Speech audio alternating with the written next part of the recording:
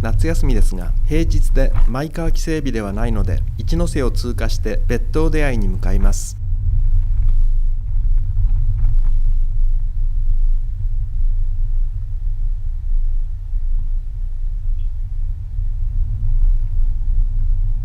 道路が二股になっている付近で、道路脇に車が並んでいますが、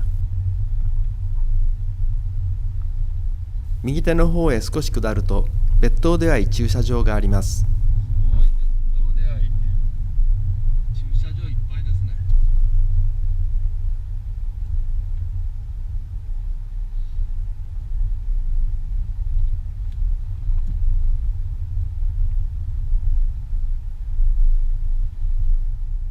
この駐車場の上の段の奥に登山道の入り口があり、10分ほどで登山センターに着きます。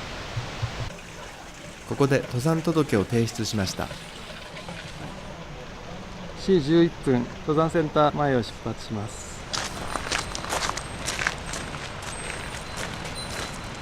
直進すると佐渡新坊へ続く吊り橋です。今日はここを左折して観光新道を登ります。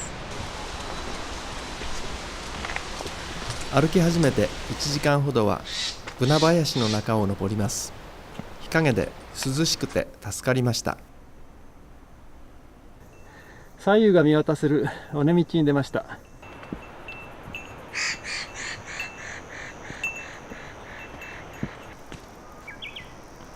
だいたい1時間ごとに休憩を取りながら登ります。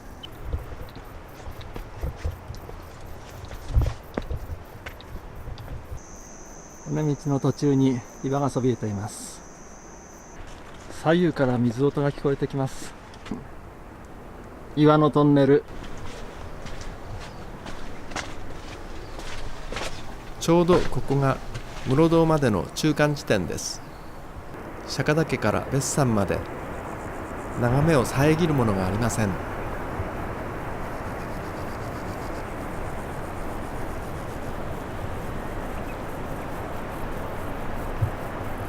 ここから少し下ります。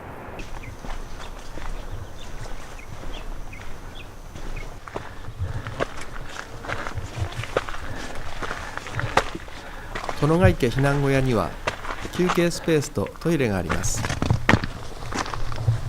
小屋を過ぎると多房新道と合流する黒ぼこ岩までちょっと急な上りが続きますが、景色を楽しみながら進みます。南龍馬場も見下ろせるようになってきました。黒ぼこ岩に着きました。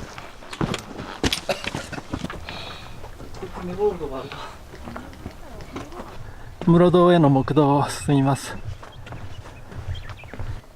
前方に雪が残ってます。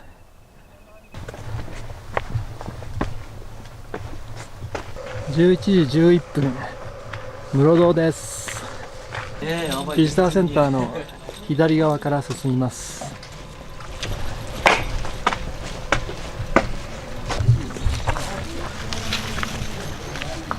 水を補給します。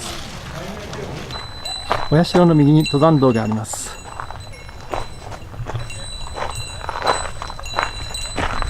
だいぶ頂上が近づいてきました。こん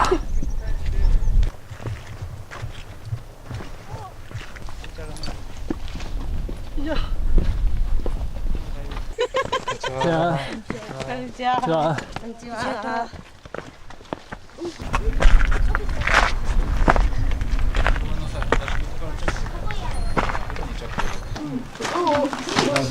なんとかは手に上がることを心配する時である。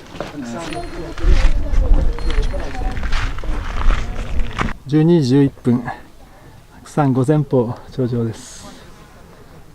ガスが出てきましたが、五前方大南寺剣ヶ峰に囲まれた白山頂上付近の景色を見ることができました。15分ほどで下山を開始します。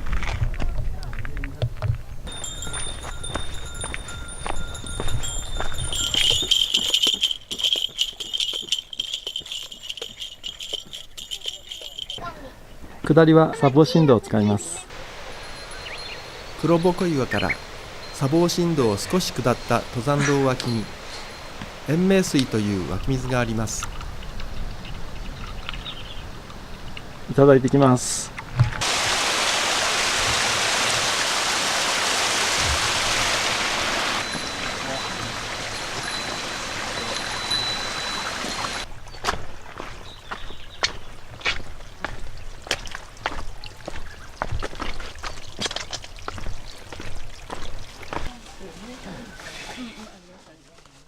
砂防振動はあまり眺望も効かないので、帰りはかなり飛ばし気味に降りてきてしまいました。14時36分、別当出会い到着です。